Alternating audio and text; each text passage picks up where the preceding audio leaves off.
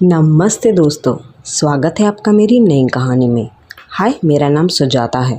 मैं middle class family से हूँ, जिसको यही सिखाया गया है कि शादी के बाद पति देवता होता है और लड़की को ही घर का सारा काम करना चाहिए। पति के लिए अच्छा अच्छा खाना बनाना चाहिए।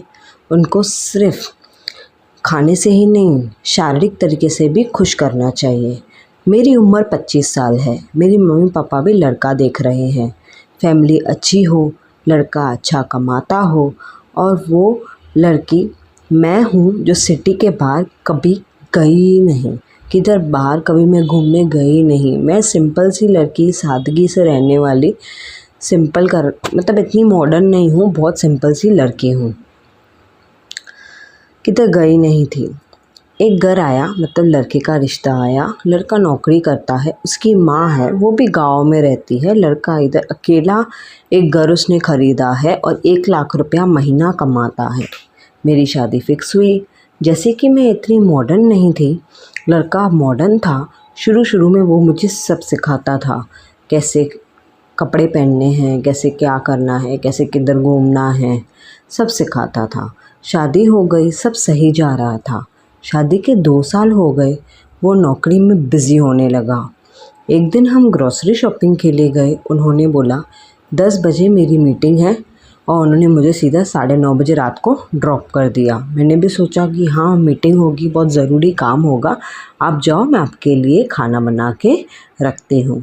वो चले गए और मैंने उनके लिए खाना बना ही रही थी।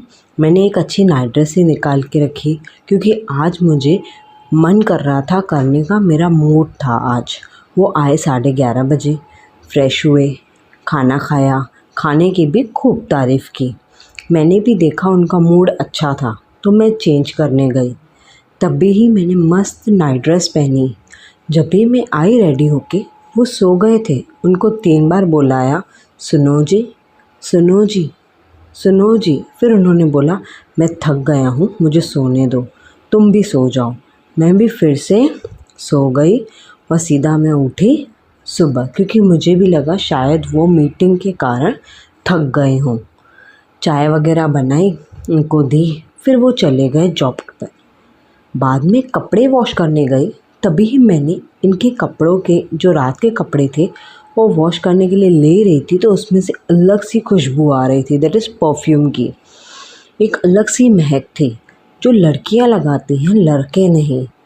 मैं गई मॉल, वहाँ से ये वाली ही परफ्यूम खरीदी और गिफ्ट पैक भी कराई, क्योंकि मुझे शक था।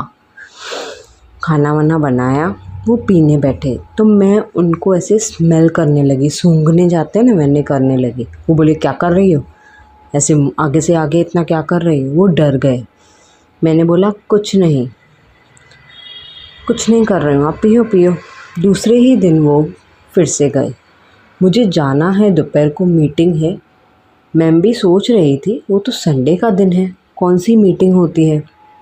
वो गए, उनका पीछा किया मैंने। वो होटल रूम गए, 101 में गए।